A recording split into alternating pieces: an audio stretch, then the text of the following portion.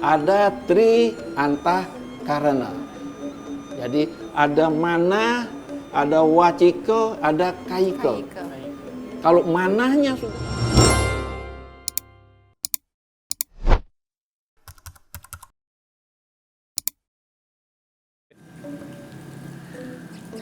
Om Santi, Santi, Santi. Om.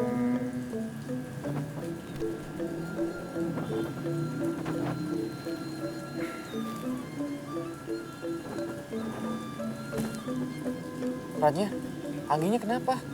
Nggak tahu, Dim. Tiba-tiba ini nggak bangun. Dia sakit. Nggak sakit. Anggi. Tuh, mana nih? Aku jadi deg-degan nih. Ya, kamu jangan panik dulu. Om Swastiastu, Dimas, Pratnya, kalian baru selesai sembahyang ya? Iya, Kak. Kok kalian kelihatan bingung gitu sih? Kenapa? Ini, Kak. Angginya nggak tahu kenapa dia diam. Nggak bangun-bangun deh tadi, Iya. Kak. Udah dibangunin nggak Saya bangun. bangunin dia nggak bangun. Oh, ini Anggi lagi meditasi. Biasanya kan orang habis sembahyang itu melakukan meditasi. Nggak apa-apa, coba aja. Angginya dipanggil terus ditepuk-tepuk dengan pelan. Kak Tara, kalian kenapa sih? Tadi aku bangunin kamu kayak kok diam gitu. Aku jadi bingung, takut. Jadi Dimas sama Pratnya ini bingung, dipikirnya kamu kesambet loh. Ya enggak lah Kak, orang lagi sembahyang. Masa iya ya di pura malah kesambet ya? Jadi Anggi itu tadi lagi meditasi, bukan kesambet. Kamu sih Loh. kiranya si Anggi sakit, padahal dia lagi meditasi.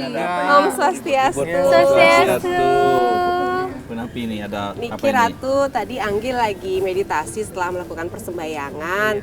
Dimas sama Pratnya ternyata bingung, dipikir temannya kenapa lagi nggak sehat. Berarti begitu. meditasinya itu memusatkan pikiran ke suatu tujuan berhasil dengan baik. Dengan total. Begitu orang yang bermeditasi Yang kira gitu. tadi dianya Angginya ini apa kok diam? Kenapa ini saja? Iya, dia sudah menyadari diri. Oh, Itu inti daripada meditasi. Nah gitu. tuh, kalian pada ngerti nggak nih? Enggak. Masih bingung sih Kak. Tuh, Jadi, gimana? Apa butuh tanya-tanya atau ngobrol sama Ratu Pedanda supaya lebih dapat pencerahan, supaya mengerti apa itu arti meditasi dan apa juga fungsinya ya kan? Gimana? Boleh deh Kak, boleh. Boleh. Bagusnya sih, dia boleh. mana ya? Boleh. Kebetulan kami juga ya Lagi lowong juga. iya. Boleh kalau nggak diwawankitan aja Kak. Kita diskusi. mari, Bagaimana, saya Ratu? bersedia aja. Bersedia Oh, ya, semua nih. berarti Ratu tidak sibuk ya? Tidak sibuk, Jadi kebetulan bisa nih, sekalian Ratu. ngobrol-ngobrol bareng sama adik-adik ya. Ini. Oke. Mari, Iri.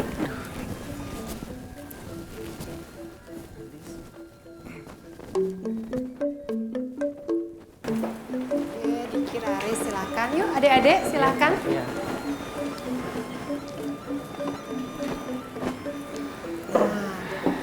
Diki Ratu, tadi kan kita sudah sempat ketemu sebelumnya di Jabapura. Terus kita itu pas lagi selesai sembahyang, ternyata Anggi itu kan sedang bermeditasi.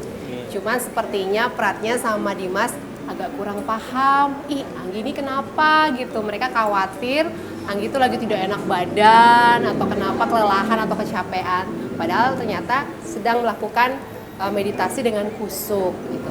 Nah, saya tertarik ini Ratu. Ini sebenarnya kita sebagai umat Hindu apakah harus melakukan meditasi setelah bersembahyang? Atau apa sih sebenarnya fungsi dari meditasi atau inti dari meditasi itu sendiri? Gitu. Ya, ini suatu pertanyaan yang cerdas ya. Jadi sebenarnya kalau meditasi itu diambil dari serapan batin, ya serapan Latin itu adalah meditate, jadi merenungkan. Tetapi kalau kita lihat dari Kamus Bahasa Indonesia, meditasi adalah pusatkan pikiran di dalam mencapai sesuatu. Pusatkan pikiran dalam mencapai sesuatu. Tetapi kalau kita lihat di dalam Oxford Expand, ada yang mengatakan bahwa meditasi itu adalah praktek pikiran terpusat dalam keheningan untuk menimbulkan ketenangan batin.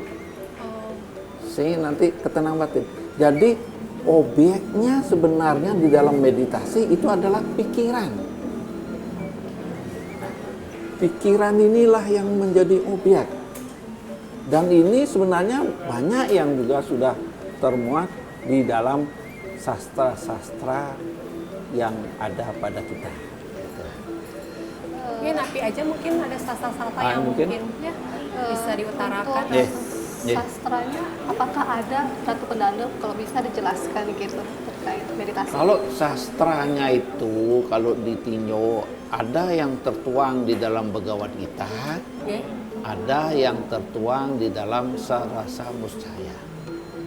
Salah satu yang perlu Prana sampaikan adalah di dalam Bhagavad Gita bab 2 sloka 53. Di sana dikatakan Sruti wiprati pananta yada seta siati niscala samado acala budi tada yoga awa siasi. Jadi sebenarnya kalau pikiran kita itu sedang dikacaukan oleh suruti-suruti, suara-suara, pandangan-pandangan pendapat, tetapi pikiran itu tetap tidak bergerak, niscala, maka akan menimbulkan juga keseimbangan di dalam samadhi. Maka pada waktu itulah engkau dikatakan sudah mencapai yoga. Yoga adalah keinsapan diri. Itu kalau kita melihat di dalam Bhagavad Gita. Tetapi ada juga yang dimuat di dalam Sarasa Muscaya 80. Di sana dikatakan apan ikang mana ngaranio yo ikang ya dengan yo ikang witning indriya meprawarti taya ring suba asuba karma. Matani alika manah juga prihan kehartania sakarem. Jadi sebenarnya di sini kita sebut bahwa pikiran itu adalah pusat untuk mengendalikan indria. Yang bisa menggerakkan timbulnya suatu perbuatan baik maupun perbuatan jelek. Oleh sebab itu, maka pikiran juga yang harus dikendalikan. Jadi kalau kita hidup, kita bisa mengendalikan pikiran, maka kita bisa mengendalikan semuanya yang ada. Kita lihat di dalam Kaya Parisuda. Nah, di sana ada. Ya kan? Ya. Ada Tri Antakarana. Jadi ada mana, ada wacika, ada kaika. Kalau manahnya sudah kita kendalikan, maka perbuatan sama suara, sabda kita bisa kita kendalikan. Kan gitu? Demikian juga dalam Tri Antakarana. Ada mana, ada budi, ada ahangkara. Kalau mana sudah kita bisa kendalikan, maka budi perketi perbuat dan ego ahangkara bisa kita kendalikan. Nah, inilah mengapa pikiran ini harus kita kendalikan. Dan di dalam pikiran ini sangat terkait dengan yoga. Ratu Pendana tadi kan sudah menjelaskan tentang meditasi yang berkaitan dengan yoga. Saya pernah mendengar di dalam yoga itu ada istilah Astanga Yoga. Mungkin Pendana bisa menjelaskan sebenarnya apa sih yang dimaksud dengan Astanga Yoga? Astanga Yoga itu kan yang membuat kan Maharsi Patanjala ya. Jadi sebenarnya di dalam Astanga Yoga itu yang pertama itu disebut yama. Di dalam yama itu ada panca yama. Yang pertama ahimsa. kasarnya tidak boleh membunuh. Padahal itu nanti ujung-ujungnya kita harus penuh kasih sayang. Ya. Tidak boleh menyakiti orang. Itu ahimsa. Kan gitu. Terus yang kedua, kita ini harus betul-betul satya. Jujur. Memegang kebenaran. Ini harus memegang. Kemudian asteya. Kita tidak boleh mencuri. Tidak boleh mengambil barang orang. Tidak boleh mengambil hak cipta orang. Kasarnya tidak boleh korupsi. Jadi sebenarnya kalau mau mengaku orang Hindu, kalau ada orang Hindu korupsi, ini sudah tidak melaksanakan ajaran ini. Iya, betul. Ya, Iya. itu perlu. Jadi kemudian yang ketiga harus brahmacari. Nah, brahmacari ini bersentuhan dengan perzinahan. Kita tidak boleh. Jangan sampai kita berpikir ke sana aja sudah tidak boleh. Ini harus ingat ini. Nah, yang kelima aparigraha. Ya kita hidup disesuaikan dengan kemampuan, tidak boleh serakah. Sebab inilah 5 ini harus menjadi pegangan. Terus yang kedua itu niyama. Niyama. Itu ada juga 5. Yang pertama soce, suci lahir batin. Nah, di sini kita harus betul suci. Kemudian santosa. Apa itu santosa? Sabar. Nah, ada keseimbangan mental. Itu yang disebut. Kemudian ada tapa. Pengekangan hawa nafsu. Nah, ini penting nih, pengekang hawa nafsu. Kemudian ada swajaya. Apa itu? Kita harus selalu belajar. Terutama membaca kitab-kitab suci. Tidak hanya membaca, aplikasikan. Harus ada action. Kan gitu. Iya, betul. Nah, yang kelima ini disebut iswara, pranadana. Kita sudah harus eling sama Sang Hyang Widi. Nah, 2 ini setiap manusia harus punya. Sesudah kita mantap yama dan niyama, baru kita mengingat berikutnya yang disebut asana. Asana itu sikap duduk kita yang enak. Bagaimana yang terbaik kalau seorang peranda duduk padmasana bersila, kan begitu ya. Nah, setelah kita duduk dengan enak, lalu kita melaksanakan pranayama. Nah, ini yang keempat, pranayama, pernapasan. Nah, tarik, tahan, lepas. Tarik, tahan, lepas. Di dalam kita menarik ini terjadilah peredaran energi. Terjadilah peningkat oksigen. Karena yang kita angkut itu kan oksigen. Oksigen ini diangkut oleh darah berputar. Makanya kalau kita sudah pranayama, badan kita pasti mulai agak panas. Itu sangat terkait dengan fisik. Nah, kalau sudah kita melaksanakan pranayama, maka akan menginjak pada pratihara. Pratihara itu apa? Ya, kita singkirkan indera-indera yang terkait dengan hawa nafsu. Nah, pikiran ini jangan sampai kontak sama indera yang sangat digeluti dengan hawa nafsu. Itu pratihara. Contohnya? Ya. Kalau contohnya seperti apa? Ya, artinya kita harus konsentrasi, memusat, sehingga semua hal-hal yang ada di luar itu sudah tidak. Kita harus sadar godaan-godaan yang kita di dalam pratihara ini kita memusatkan semua segala nafsu yang disebut sadripu. Ya, sadripu. Ada kroda, ada loba, ada kama, ada moha, ada mada, ada matsarya. Keinginan harus kita kendalikan. Lobo serakah kita kendalikan. Kroda pemarah.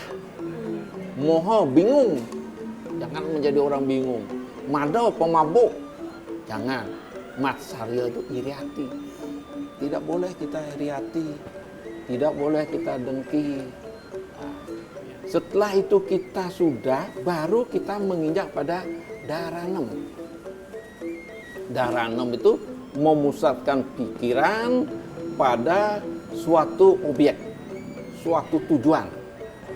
Jadi kalau kita sebagai pekerja, pusatkan pikiran pada pekerjaan. Kalau kita sebagai mahasiswa, pusatkan pikiran pada pelajaran. Cerminan itu kan ya seperti manfaat dari meditasi itu Ya. sendiri ya. Kira-kira Ratu Purnanda bisa menjelaskan, maksud dari cerminan ini saya kurang begitu paham. Ini kan seperti bahasa yang perumpamaan gitu. Mungkin Ratu Ya. bisa menjelaskan demikian Ya. mengenai cerminan maksudnya. Cerminan ini adalah penampilan, Oh, penampilan. penampilannya. Nggih. Kalau orang yang sudah bermeditasi, Nggih. penampilan kayak apa sih? Oh, Nah, gitu ya. iya. Kalau dilihat di dalam sastra itu dikatakan orang yang sudah meditasi itu berpikir satvika. Berpikir satvika. Pikir satu. Orangnya sudah tenang, Ya. orangnya jujur, welas kasih sayang. Itu dia. Tapi inspiratif, Inspirasi. bisa memberi inspirasi pada dari teman-temannya, memberi dia inspiratif. Orang itu pasti akan, kalau orang sekarang bilang, mempunyai aura yang positif. Dari segi kesehatan nih Ratu, apa sebenarnya manfaat dari kita melakukan meditasi? Apakah ada unsur-unsur hal-hal yang bisa membantu kita untuk menjaga kesehatan nih kalau kita melakukan meditasi dengan rutin begitu? Ya. Oh, pasti sekali. Karena kalau kita lihat secara umum, meditasi itu kan pertama adalah kesehatan fisik, kedua adalah emosi, ambisi, ego, dan yang ketiga psikologi kejiwaan, jati diri. Jadi kalau kita melaksanakan pranayama, jelas kesehatan kita jauh lebih bagus. Pasti. Karena mengapa? Karena kita menghirup oksigen. Ya. Dan ini sudah terbukti banyak adalah orang yang kecanduan. Itu sebenarnya banyak bisa diobati dengan pranayama. Pranayama. Itu pranayama. Nah, dan sekarang kalau kita lihat, kita baca Menteri Kesehatan yang baru, Iya. ya kan dia mengatakan kalau dipikir sekarang mengapa rumah sakit ini kok semakin besar, semakin banyak orang datang yang sakit, dan akhirnya di rumah sakit jadi mati banyak. Nah, mengapa rumah sakit semakin besar, akhirnya orang sakit semakin banyak, dokter semakin banyak, rumah sakitnya semakin gede, orang sakit Pasiennya semakin tambah banyak. banyak juga, iya betul. Obatnya hanya satu. Kendalikan pada pikiran. Sadarkanlah pikiran bahwa kamu adalah tidak sakit. Kamu sehat. Ini yang kadang-kadang. Karena orang begitu sakit, begitu dibilang sakit, sakitnya apalagi di kitab tumor, pikirannya sudah jatuh, tambah sakit dia. Kenapa? Makanya sekarang mari kita bersama-sama melaksanakan pranayama. Pikiran harus kita kendalikan. Pikiran harus tenang, teguh, dan merasa bahwa pikiran ini adalah suatu kekuatan kita. Kita nggak akan pernah sakit, Mbak. Tidak akan pernah sakit. Dan ini Prana buktikan kalau Prana mukut sampai 5 jam. Wow. 5 jam kalau mukut. Itu kaki tidak terasa semutan, Hebat ya, tidak Ratu. pakai baju, coba itu, tidak masuk angin. Iya, padahal kan Ya. secara fisik Ratu sudah sepuh Oh, gitu sudah ya. lingsir sekali. Iya. Sudah lingsir. Ya, pada banyak gamelan, Iya betul. kekawin tidak kita dengar. Karena kita sudah menuju kepada dhyana meditasi sampai samadhi. Kita sudah bahagia, gembira, melaksanakan dengan baik. Dan pada saat itu karena kita sudah kontak sama Ida Sang Hyang Widi Wasa, mantra keluar dengan sendirinya. Itu sebabnya. Berarti sudah kuat memfokuskan diri terhadap satu titik ya Titik. Ratu ya. Makanya seorang Prana tiap pagi mulai matahari terbit pasti melaksanakan Nyurya Swana. Itu sebenarnya beliau beryoga itu. Beryoga ngastiti negara ini supaya bagus dan beliau memusatkan pikiran. Karena tanpa pemusat pikiran tidak mungkin keluar mantra. Mantra itu banyak. Betul, betul. Jangan seperti kita ujian, sedang mau mantra, diam, udah diam. Wah, Dia contek aja. Contek nggak ada apalah nggak ada. Tidak.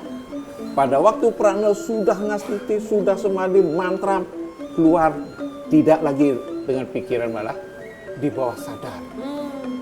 Keluar semua mantra. Itu sudah mengalir sedemikian rupa Sehingga ya Ratu rupa, ya. tidak sadar sudah. Demikian juga kalau adik-adik kalau ingin bekerja, bekerjalah secara konsentrasi yang terpusat. Betul, betul. Kalau jadi mahasiswa, belajarlah secara dengan konsentrasi. Karena itulah yang membedakan kita dengan yang lain. Itulah yang menjadikan kita optimis. Dan ini yang pernah Pranda alami. Dari Pranda jadi akabri, sampai sekarang akhirnya menjadi seorang Ratu Pranda. Itu jadi suatu perjalanan hidup yang akhirnya kita harus alami. Luar biasa. Berarti sebenarnya meditasi itu bisa dilakukan kapan saja dan di mana saja ya Ratu. di mana Tidak saja. melulu harus ketika kita habis Trisandya mungkin Ya. atau kita sudah melakukan pancasembah kemudian kita tutup dengan meditasi, bisa Ya. kita baru bangun tidur, Baru bangun tidur. atau ingin menjalankan suatu pekerjaan begitu ya Ratu, supaya fokus terhadap pekerjaan tersebut dan kita juga lebih tenang mengerjakannya ya. Pasti. Kalau kita sudah sebentar saja, tidak perlu, tapi benar-benar terpusat konsentrasi. Jangan saya pikiran ke sana, tapi bayangannya, wah, Terlalu liar begitu ya bukan pikiran. dulu, oh di sana itu di rumah Padang itu ada ayam apa ya? Itu tidak boleh. Jadi makanya Pranda minta sekarang mulai sekarang adik-adik di dalam kita belajar 1 hari sebelum ujian malam ini sudah tidak boleh belajar kalau saya. Kalau Pranda besok akan ujian malam ini nggak belajar Pranda. Hanya konsentrasi ini apa artinya? Sebelumnya sudah kita persiapkan. Nah, pada saat besok akan ini malam ini kita sudah meditasi, sudah terbayang itu pelajaran yang kita akan uji. Ini oh begini ini. Kalau ini terpusat. mungkin adik-adik sistem kebut semalam Nah kayaknya itu Ratu. besok akan hujan, malam belajar sampai pagi besok hujan, capek fisik ini, ya nggak? Iya, iya. Sudah capek tidak terkonsentrasi, Iya, malahan buyar. Malah Pas buyar. hari hanya ngantuk. Malah ngantuk. yang ditanya apa, yang dijawab apa kan begitu akhirnya. Iya. Kira-kira ada lagi yang tanya Oke, tentang ini. sepertinya sih ampun ya. Sudah. Gimana nih? Tergambar Rama ya? sama Sudah Pratnya terjawab sih dan ya, Anggi. unek-uneknya. Udah ya? Iya. Iya. Jadi mulai sekarang ada baiknya kita belajar sedikit demi sedikit untuk memusatkan pikiran. Iya. Terutama baru bangun tidur itu lebih Ya, baik ya bagus. Ratu.